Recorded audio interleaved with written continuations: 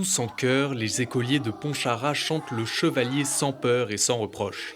Cette année, la commune célèbre les 500 ans de la mort du chevalier Bayard, de son vrai nom Pierre Terrail. Une véritable légende du Dauphiné connue pour ses batailles ou comme gouverneur de Grenoble. Mais pourquoi lui plutôt qu'un autre ? Parce que Bayard a su montrer un humanisme, une humanité à l'égard de ceux qui l'entouraient, tout à fait particulier. Il était respectueux des femmes, il s'est battu contre la peste, il s'est battu contre les inondations de Grenoble. Et donc c'est un personnage qui est finalement en face de sujets qu'aujourd'hui on traite aussi.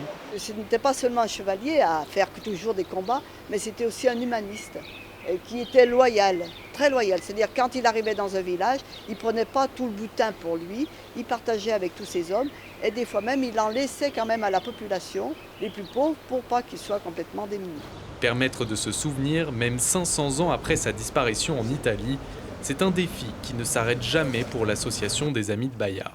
On va continuer par des recherches historiques d'une part, mais aussi par des conférences et différentes animations à pouvoir perpétuer ces valeurs-là.